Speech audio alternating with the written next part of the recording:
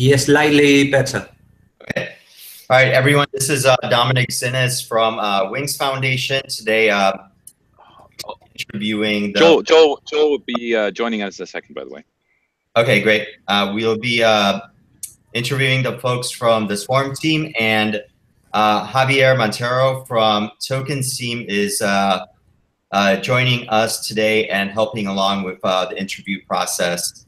So right now, what we're going to do is just go over very quickly the forecasting for this project, and I'm going to share my screen with you all.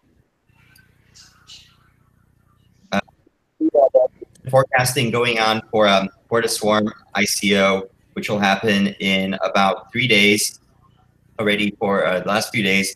And it seems like the forecasting is generally around the 200 or so, 200,000 Ether median. Now that was primarily based on, I think a lot of people were that went in early were doing it when Ether was at $400, which is currently at $300, but that's kind of basically this kind of range right now. So if you are planning to forecast, make sure that you do it in the next, I believe sometime in the next 40 hours or so. Otherwise, it will get turned off.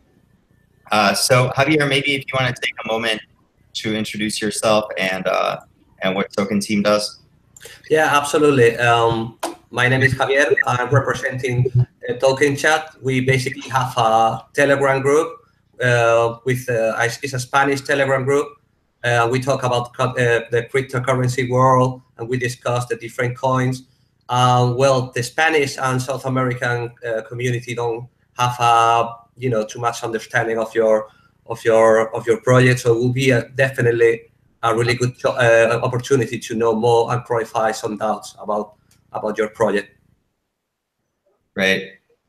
So Philip, I guess while we're waiting for Joel and the rest of the team to join us, could you maybe give us a bit of a background on yourself and how you came to be a part of Swarm? Sure. So I've been an entrepreneur here in Silicon Valley for almost a decade, and so did some stuff in digital media. Sold a data services company to ComScore, and then after that, I actually sort of helped different growth companies in Silicon Valley just develop their business, and was engaged in trying to acquire a couple of those. A couple were actually in the decentralized world, so got to know a little bit of the thinking there and the community, and while doing that, got engaged in sort of cryptocurrencies, so became an investor myself, and just it piqued my interest. So at the time, I ran into Joel, and Joel and I, had different sort of a long dancing period to get to know each other. And I had my own views on the space, and I was looking at it a little skeptical and with some skepticism on how people executed on their ideas. And so Joel's asked this very interesting, just simple question: how would you do it? And so we came to discuss what he was doing, the first iteration of Swarm, and my views on what the get-go was wrong. And so we started working on this, and this was around about a year ago that we started concretely saying this needs to be revived, and we started building out all the business partnerships that we have in place now. We started to sort of conceptualize the product and build it out, and came about then the time when sort of the ICO craze started again, and said, well, let's go for it. Right. What kind of I guess we'll hold off until Joel gets here to talk about some of the inner functions of Swarm, but you just mentioned business partnerships, and I had gone through the white paper. I noticed that the platform is trying to tackle a pretty complex problem and opportunity, of course. And so, what are some of the business partnerships that you all have been working on, and how will they be leveraged? For some reason, you're breaking up. Is that me or? It may be me, but what I'm saying is, what are some of the business partnerships that you have been working on, and how will they be leveraged part of the Swarm platform? Well, so one of the first things in building a successful technology business, I'm not talking about blockchain specifically, but is to go out and actually sort of do, sort of design thinking approaches with your customers. And so that was my first approach. I said, want to have a value proposition and actually changing the investment landscape. We actually have to learn how the current thinking is and what the inhibitants are and so forth. So while doing that, we discovered that there was a very concrete need for a certain segment of crypto investors to be served with something different, and then a certain segment of the fund ecosystem to get access to a different set of liquidity.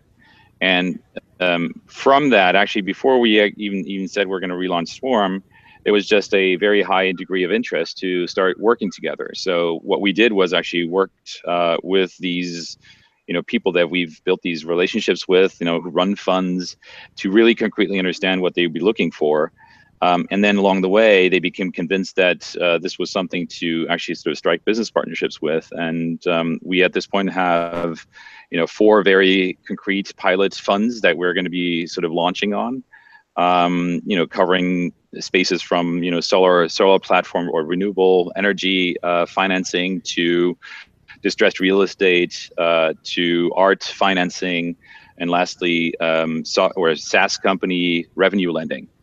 And all of which have very, very solid backgrounds, high degree of track record, and are people that we curated ourselves, that we vetted ourselves, and did due diligence on ourselves. So I think this is crucial to actually sort of out of the gate, give this concept the right path and the right momentum, and demonstrate that it's actionable and that people want to interact with it by showing that the business partnerships are there. Right. Does that make sense? Yeah, it definitely makes sense. So it sounds like it's been in development pretty far now. When would you expect, is that something that we would expect in 2018 for some of these applications of partnerships to get, they would be in the form of tokens, right, to get sort of rolled out to the community? So I think we laid this out in detail in the white paper. So we're a little more ambitious than that. I believe that in Q4 we will see at least 2, maybe 1 or 2 of those projects actually already become visible, and we have a couple of those metrics become visible to investors within the next couple of months. As a basis on that, we will then actually develop this the sort of the processes to get further syndicates involved. So our goal then in the first half of next year is actually to have, number one, the qualification mechanisms, the sort of reputational graph on how to see and look at investments, how to track those investments based on the experience with those first pilot customers, that we can then actually look at still a fairly manual curation of further opportunities. But hopefully that leads not just to a solid process that we have a good grip on and that we feel comfortable that the community also endorses, that we can then automate even further. So hopefully by the end of next year, we have actually a process where third parties that we have never had contact with before can come to the platform, pitch their projects based on their track record, based on their experiences, based on their data that they have unique access to, and then go from.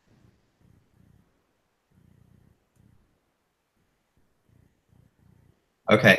What about on the other end of so the biggest problem that a lot of us face now in the industry is, obviously with ICOs, some people think they're security, some think they're not. Some people are not sure if they, where they fit in. And so when I looked at Swarm, I saw a way of, potentially, if someone thinks they do have a security, whether it's real estate or whether it's some kind of IP or whatever, that they might be able to use your platform to sort of tokenize it. But from the side of the investor, how are you guys going about? Each market has different regulations, right? And so how are you attacking it from that side? Have you partnered with regulators? Is there sort of a role based on certain regions, that sort of thing? Okay, I understood maybe only half, so I'll answer with the gist of what I understood. So let me repeat the question just to be sure. How are we going about actually working with regulators in different areas on, where these might be securities, might not be securities, and how are this whole landscape, we're attacking this whole landscape. So the answer to that is very simple. First of all, we have these two worlds, right? One world is the swarm token world, which is a governance token that enables the community to decide where to go into, what verticals, what territories to tackle, and effectively, it operates the sort of the software platform that is in the end a fund administration platform. We're building both from a liquid democracy as well as from an administration and automation perspective is whole investment process, investors and with their investment objects a lot more efficient. And that is a huge deal in today's investment landscape if you can get that right. So the second world is then the world of these sub tokens. We call them sun tokens, the swarm utility network, which means that each one of those opportunities might get their own that can be traded on separately, that can blend together sources or funds of sources coming from crypto to fiat currency and maybe other sources. And by doing that, those in their respective verticals with their respective territories, will most certainly be securities. And so whatever applies, whatever territory we're interacting on there, whatever sort of the vertical and the security type will look like, we'll work with regulators on actually making that compliant and making that compliant for everyone involved. We already have spoken to numerous regulators on this path, and we're fairly confident, especially also with the work that Joel and his team have done leading up to this. We've interacted very heavily with a lot of legal folks involved in the financial ecosystem, both here and abroad. And with the way that we've constructed it, we purposely constructed it such that there's this blend of these two worlds, one of which is a token, a utility token, and one of which is then the world of these, legally considered, securities at some points in time. So we're very confident that we've actually struck that middle ground there, and are very open to be one of the most regulated platforms that will be out there in future from an asset perspective. Right. So is the platform going to start with, like, for example, North America or Europe, or is there specific regions that that you will get coverage in for investors first? Well, so there's actually obviously two regions that are very exciting just from a return perspective. So I wouldn't answer the question from the question of, what is interesting, but we have this Venn diagram that we have to look at. One is actually sort of the return and risk profile. The other one is what is attractive in the landscape of crypto investors, right? Because the underlying one problem that we're looking to solve in the short term is to give, very solid, based on balance sheet and cash flows, opportunities for crypto investors to invest into and de-risk their overall portfolio. That is obviously a very attractive value proposition given the ups and downs that we've seen in the market happening. That if people that have very substantial amounts of their asset base, being crypto, are sometimes or often in these days looking to de-risk those portfolios, and we want to offer them opportunities to look at that. So that statement itself says, what are attractive returns? What are attractive risk reward profiles that actually would justify that consideration? And that's why that's why the first projects we chose are somewhat at the fringes of standard standard ecosystem. So distressed real estate, for example, is a good example. It's a fairly well understood asset class. It actually functions very, very much on cash. So you can have a high degree of visibility that you can then demonstrate through the community. And if it works and it is endorsed by the community, then it can scale fairly high. So those were the characteristics that we were looking for, rather than looking at territories, or rather than looking at, what from a marketing perspective looks best. Okay, got it. Javier, you got any questions for Philip? Yeah, absolutely. Joel. Perfect. Well, your product Swarm, you said that it will be a democracy, completely owned of the community. So could you please elaborate on how that democracy actually will work in easy words, so the user can have a better understanding of how they actually gonna be able to interact with the platform in a democracy? Yeah, so this is the work that Joel and part of his collaborators have done over the years, is actually look liquid democracy positions. We actively want every member in the Swarm network to participate very actively. And so we are creating, number of incentives for Joel to, it will be a baseline democracy about, fairly tactical stuff at times to make decisions on. But then again, also make it such that that consensus and actionability of the community's decision making actually can happen fairly fast. So ultimately, it's not about us or us as a team being investment decisions or what projects to take on. The community and actually help us find the right partnerships by asking those questions. So this is really meant to be a community owned. That's why we should pitch this as a cooperative platform, because it should be, this concept of cooperative ownership actually is understood in the history of actually financial ecosystems very well. It's meant to be that everyone part of the cooperative has this role to play in stating their opinion, guiding where it should go, and then executing on it in part two. Looks like Joel finally was able to get in. Glad you're able to join us. How are you doing today? Yeah. Yes. Glad to be here. All right. So I think if you can maybe take a moment and, I met you, I think in 2014 in Vienna when you were first working on this, and if you can kind of give us a background on how Swarm started, where it was 3 years ago and where it's kind of going in the next 3 years. Yeah, I think when Swarm started, it was still a similar idea. I mean, the reputation, collective, intelligence-driven, investment with various types of deal opportunities. And, we started with a decentralized asset marketplace. I think it was the first sort of application layer sort of marketplace that was out there. Okay, and where is it going over the next few years?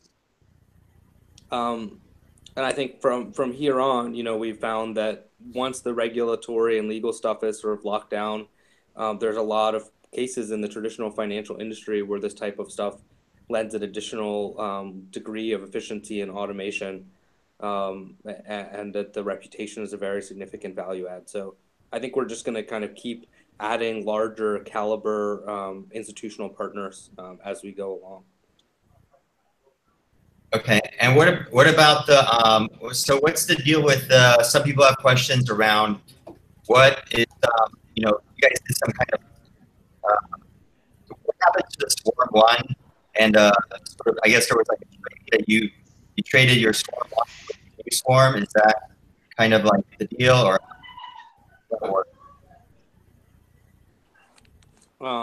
Yeah, we have a Swarm 1 sort of trade-in price, and that worked, to basically just swap counterparty assets for their sort of ERC20 equivalent, since our sort of governance and other system is all built with kind of Ethereum smart contracts. Okay. How big is the community now? How many unique token holders? Well, yeah. How many people have trading in and that sort of thing? I guess there would be a new community, right, for some of the more recent activity. I think right at this moment it's about 1,000-ish people or something. Okay, and so the way that I guess Philip kind of explained it a bit. The way that Swarm works is that these people are sort of responsible for that kind of thing? Yeah, Philip, do you want to comment on that? Sorry, I couldn't hear it because I just moved somewhere else. So can you repeat the question? I'm also going to move. Someone form holder and got form from, where they in the same.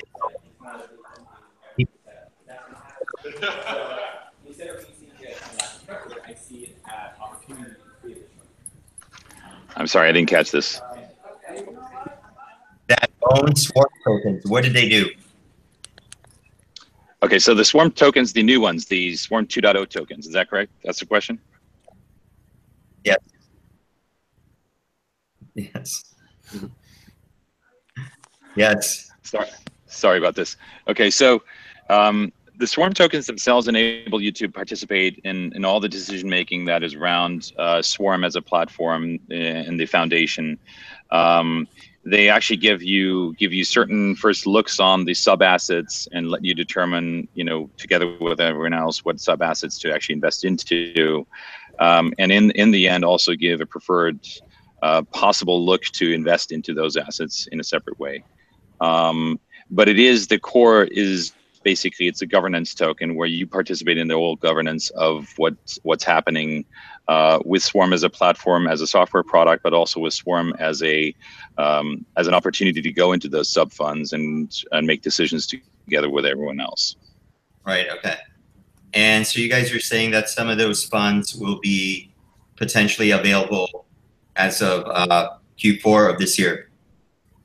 That's correct. So we have relationships with 4 funds at this point in time, and our personal goal is just to get 2 of them launched within this year, and then the others subsequently. If we're really good, we might actually do a little more this year, because we've got fairly advanced business relationships with each one of these. So we're further along than many people might think at this point in time. This is very tangible and very concrete, and we did a lot of work actually to get people comfortable with the idea, decide with them actually what processes to go after and what segments and how that should look like. And then overall, it's actually just going to do the work that we're going to be doing subsequently to this is actually sort of to make them on board and give them sort of a learning also how to interact with the community, both in terms of the metrics that they provide as well as the decision making that is necessary to be done. Okay. And so, all right. So let's say I have some kind of portfolio of real estate or whatever, or I've got some kind of project out there that I want to send to the Swarm. It's I don't know, maybe it's a mall or whatever, right? Or it's just some kind of company I'm building somewhere, that kind of deal. And so how does the process work? How do I engage with the Swarm? Well, that was sort of what I was describing earlier, that the exact process is going to be trialed within the first half of next year about so all these funds that we now have as business relationships have been generated because we personally curated them. Right. We will build these processes and expose the processes first half of next year to an extended group of funds that we so far don't have that depth of relationship with, and then we'll trial actually what works best. My personal goal would be to, by second half of next year, to actually have a process that's more public, that, like you say, that anyone can come to, and we have standard governance as well as evaluation processes that allow us to judge which one of them is something that we should propose to the community, and the community that can decide on, and which one are not. So that is certainly going to be based on the learnings that we have, both with running with the first pilot funds, as well as actually trialing that qualification process in the more extended, less curated fashion. But as of now, it's not in place to come as a random project to Swarm and then pitch us on that. That is going to be introduced along the way. Right, got that. Yeah, I think we have that. We have that with Wings right now, where it's still kind of a manual process, but over time we get to the automated part. So and I personally also think that that's a very important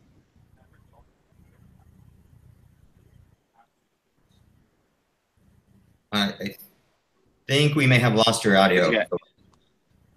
Yes, sorry, there was a call coming in. It's a very important aspect that, you know, to give the marketplace, or this, in the end, this is going to become a liquidity hub of some sorts, right? To give it the right tonality and give it the right tone, we have to be very diligent in what are the projects and segments that we're proposing and how we're proposing them and what are the metrics that we're going to process. And if you just simply introduce it as a, like, random projects can come to your platform, it over time it might become, or it very, very well becomes more noisy than you want it to be. So Timo, the third partner in the partnership here, you know, he's an early investor in something called Banker Bay, and Banker Bay is one of the globally biggest private equity deal sourcing platforms that actually does over $10 billion in deal sourcing per month. Mm-hmm. And they had the same experience, that there's a very high degree of manual vetting of experienced people that you have to have in place, which, you know, unfortunately at the beginning is very manual, but it can over time actually be replaced with automated processes, which we're building. But that ensures for the investor base, it ensures, or for the people that are interested in engaging also, it ensures the quality, and you actually can make sure that this is not turning out to be a dark hole, but it's very transparent and very high quality, and people are incentivized to invest. Right. So what about Joel? You guys have for the forecast, it says the target is $55 million, and there's a hard cap of 255, I believe. So that's correct. What are you able to? If they use a hard cap, there is more that you're able to do, or is that what sort of why is the range? That's what I'm wondering. I haven't forecast yet, by the way, so that's kind of why I'm asking. I can't hear what he's saying. Yeah. No. The cap between 55 million and 255 million. And, you know, I mean, are you the funds for something if you get like 5 times more money, or what? I mean, what's the deal there? Yeah, so like we committed in the white paper, it is a very, very limited amount that goes into these sort of operational expenses. Actually, the majority is committed to go into the funds, right? So all that difference does of 5xing that investment amount is actually just gives more ammunition to actually put it more into those sub opportunities and get more of those going, right? So this is just a different set of belief at the end of the day that this model is something that the community wants. But it's not something that, you know, we as an organization necessarily benefit from. Right. Okay. So the funds get put into these sub funds if you go over that threshold. That's correct. Okay. And so how does that work with regard to? I mean, a lot of people were concerned about the DAO and the SEC coming in and saying that, you know, that was an investment and da da da da da. So how are you guys? I noticed you guys have one of the best, or probably the best, law firms in Silicon Valley. So that's a really good sign. And but how are you guys working with that? And what do you have to do to sort of be compliant if you wind up funding sub funds? Well, it's not only that we have one of the best law firms in Silicon Valley, but we also collaborate with a couple of the best lawyers as advisors on Wall Street. And so, you know, again, it comes back to part of the work that you know was initiated before actually sort of Joel and I got together, where there was a very deep conversation amongst collaborating lawyers in New York City. You know, what is this, and how should this be constructed? So the depth of expertise that we have on board to actually help us navigate the best legal setup was quite extensive and very good. I think based on all that, we constructed a structure that actually is maneuverable for everyone. And so especially those 2 token spheres that I was describing earlier, you know, makes it such that we're very committed to bring out, you know, highly regulated and, you know, compliant substructures that times. And we are then still free on other levels to act according to the ecosystem as it stands today. So we are able to sell in the United States. We're going to sell to accredited investors only in the United States, but we're selling in the United States, and that is the result of that work. Okay, got it. So for U.S. people, it's going to be the accredited class basically for now, at least. Is there a plan? That's correct. Is there a plan to open that up later on, or I guess is there a plan to open that up later, or are you just dependent on people trading the token with people that are not accredited? It's hard to speak about plans in future when the space itself is so dynamic. So let's cross that bridge when we actually know what regulators think and when we really know what the market thinks. But certainly we're trying to do the best for every party involved, and that includes the regulators, right. Because we feel there's a very high degree of need also from very highly qualified investors who want to engage in this space, to find organizations that are committed to take up that conversation with regulators and build structures that they're compliant with and compatible with.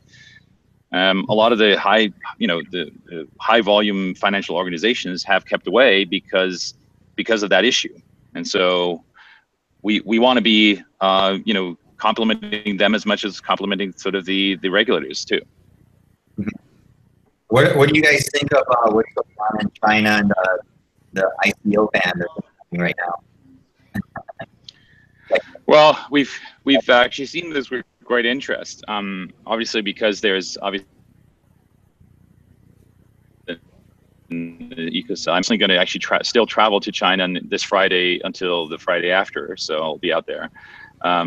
But I think it's just a sign of them trying to make up their mind what's best for them, and that's fair, and everyone should do that in the best possible way while building processes that make things compatible with tomorrow's world of financial ecosystem. So I think it's everyone should decide for themselves what to make of it. I mean, we are mainly interested in building business partnerships out there, and we have a good network already, and we're looking forward to continuing those conversations. Great. And another question, I'm not appropriate this, but the question is mainly around after the crowd sale or IPO or whatever. You guys plan to advertise, or how do you plan to gain exposure and users? Well, in a way, we have both parts already for that, right? Because in a way, we have a good degree of interest from the pre-sale that we know is going to extend into the sale, and based on the work that you guys have done in a fantastic way, we have a sense that there's a wider belief that we should be building this. We have, on the other hand, we have the business partnerships, the pilot funds that are willing to transact with us. So it's different from many, the small into users. In this case, we have both sides that, in the end is the nucleus for a marketplace to transact on. So I think that was maybe one thing to point out, that was like the core of the genesis of what Joel and I discussed initially when to get together. It was actually finding a go-to-market that was doable, that was scalable, and that actually leads to something of significance with a documented path of success. And here we are. This is what we're building. Javier, is there any more questions you have on your end? Yeah, I would like to ask about the token sale that will start this Thursday and will end the 22nd. Hello, can you hear me, Philip? Now you were blacked out for 5 seconds. Now I can hear you. Sorry. Okay, brilliant. That's fine. Well, I wanted to know a little bit more about the token sale. It will start this Thursday and will end the 22nd of this month of September. The cost of the tokens. Looks like the cost of the tokens will increase as the sale goes on, isn't it? So basically, potentially, there will be a big difference, isn't it, for investors that will invest on day one rather than the 22nd of September, isn't it? That's correct. Yes.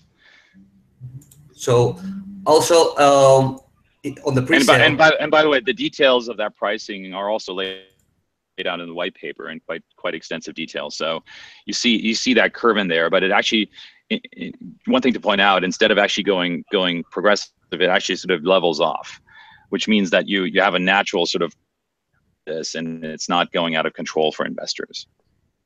Yeah, I read the white paper, and you add the formulas and the graphics that fully explain that. But it's always good to clarify for investors that might not be very good with math and also. Okay, so what did you have a question regarding that? Also, I would like to ask you, going back to the platform and the way your platform will work. We have the experts, people that can own syndicates, and that will gather a group of investors for investing on finances opportunities, joining their funds together. So could you talk a little bit more and elaborate a bit more about those experts? Anybody can be an expert, if they will be rewarded in some way, or? Yeah, so actually it comes back to those qualification processes that I was talking about earlier, right? So on one hand, these have to be people that have something unique, and the uniqueness comes either with a unique track record of documenting that they've actually managed funds before, that they have a vertical expertise on doing deals in a vertical segment, that they have maybe a unique deal flow that is for some reason out there. Or some other resources. I mean, it could be as simple as data. If people have a different view on data and that's documented to actually lead to alpha, there's a good reason to look at that too, right? In the end, for pilot funds, the individuals that run these funds are those kind of experts, right? And so the process that I was describing before, that actually within the next 12 months, we will build these qualification processes. It comes to how to qualify these experts, because that's all you can almost decide upon. There always has to be a person that takes responsibility and is liable for the actions done with capital that they're entrusted with. And you better be sure that those are qualified to be the real thing. And secondly, also just, possibly even triangulate or extrapolate from the past experience how they might perform in future. So we do think that is a crucial aspect of this entire model, that there's always people in some ways involved that can be qualified, that can determine their own business model that they want to run on a platform like this. So in a certain vertical, it might be related to assets under management and a participation in profit. In some other cases, it might be simply a servicing fee. But it's actually not for us to decide what business model works in what vertical, but make the platform such that it can become compatible with each one of them and actually works in a scalable fashion. There's not a one size fits all on that one. So, all right. So if I get this correct, I own some Swarm tokens, and Javier is running kind of one of these funds for you guys. I can allocate my Swarm tokens into Sun tokens, which then give him funds to play with, or did I get that wrong? Yeah, so let's say Javier is a syndicate leader that has been qualified to be the real deal, and yes, he has a segment that everyone's interested in, and the projection of, his returns is something that people want and are interested in. Then basically there's another aspect. It's also the go-to-market with the relationship with Javier. So he will actually sort of get, depending on the scale and the credibility that he has, he will get more or less money at the beginning to play around with and document his performance. And then over time, that might increase based on milestones that he reaches and that get qualified by the community and verified by the community as well. And then over time, basically, that relationship might become a standing relationship, and certain capital just gets allocated as an evergreen investment into that fund. While that is happening, those Sun tokens that ultimately will be their own standalone asset-backed tokens, can be traded, on exchanges as aspect tokens. They can be qualified as their own, their own business model, because certain return profiles exist, because certain risk profiles exist, and because Javier is Javier, and he either did or didn't do what he was promising, or he overperformed possibly even, right? So those are important metrics that you want to actually make them interpretable from a metric system, and then that qualification goes into the assessment of what those asset bases are. Okay. Okay. So for the funds that are created for the different funds, so there's some kind of agreement. Is it some sort of licensing type agreement that leader at a certain company is set aside for tokens which are allocated into that fund, and is he able to take in funds that are non? Can he take in like Bitcoin or whatever for Ether? Yeah. So first of all, two aspects about that. Maybe I've got this wrong phonetically, hard to understand, but number one, the Swarm Foundation, providing the software and the management tools and the interaction with the community, obviously then participates with software licenses from that deal opportunity down below, right? So there's a participation that the Swarm Foundation gets in all the proceeds that are achieved by Javier and his fund. The second thing is that we ultimately will create that allow the sub fund, let's assume this is a distressed real estate fund that he runs, to blend the sourcing of capital from Swarm holders plus fiat separately. So we will allow different sources of capital to come into the same construct, which is a legal entity that Javier ultimately actually runs on behalf of his own activity. And then can both source the capital in the way that he wants it to, and then deploy it in the way that he's entrusted with, and then build those legal relationships with these sub, asset bases that he's trying to acquire in some way. Okay. Okay. All right. Javier, you got anything else for them, or?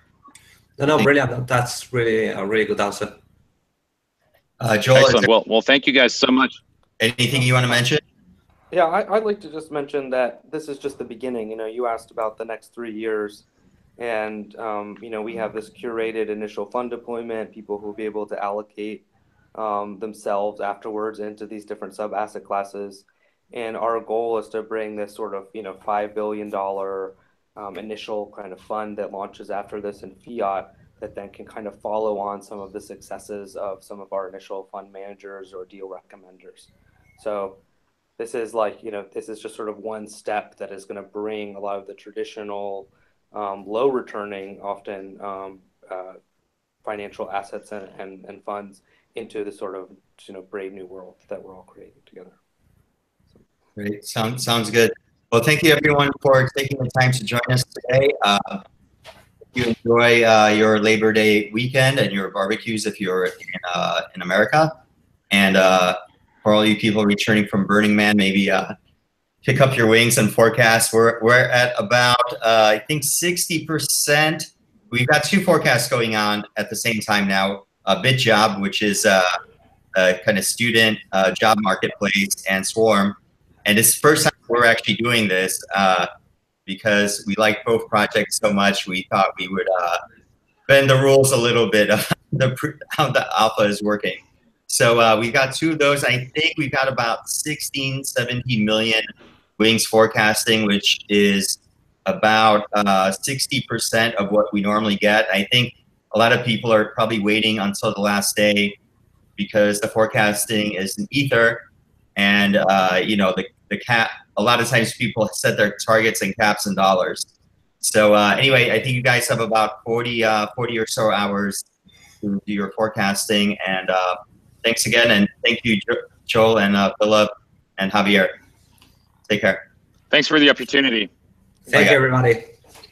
Take care. Bye-bye. Take care. Bye-bye.